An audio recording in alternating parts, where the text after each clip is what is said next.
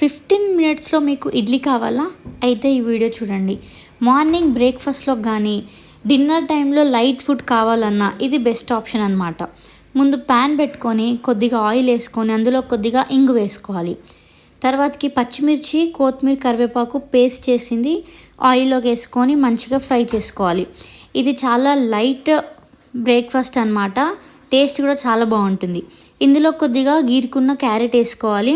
తర్వాతకి 1.5 కప్పు ఉప్మా రవ్వ, గోధుమ రవ్వ వేసుకొని మంచిగా మిక్స్ చేసుకోవాలి.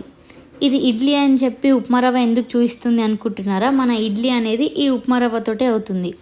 ఇదంతా మంచిగా మిక్స్ చేసుకున్న తర్వాతకి ఇందులోకి 1 కప్ పెరుగు వేసుకొని మంచిగా మిక్స్ చేసుకోవాలి. కొద్దిగా వాటర్ కూడా యాడ్ చేసుకొని పెరుగు అనేది లంప్స్ లేకుండా మంచిగా బీట్ చేసుకొని 1.5 కప్పు ఉప్మా రవ్వకి 1 కప్ పెరుగు వేసుకోవాలి. కొద్దిగా వాటర్ యాడ్ చేసుకోవాలి.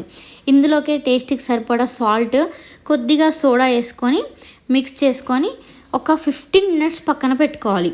తర్వాతకి ఇడ్లీ ప్లేట్కి కొద్దిగా ఆయిల్ స్ప్రెడ్ చేసి 15 మినిట్స్ ఆ పిండి నానిన తర్వాతకి ఇడ్లీ ప్లేట్లోకి ట్రాన్స్ఫర్ చేసుకోవాలి.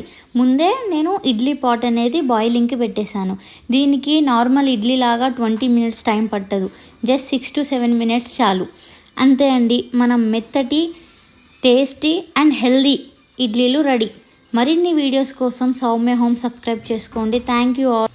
ఈ రెసిపీ మీరు ట్రై చేసి ఎలా వచ్చిందో కామెంట్లో చెప్పండి. Please do like, share and subscribe to Soumya home.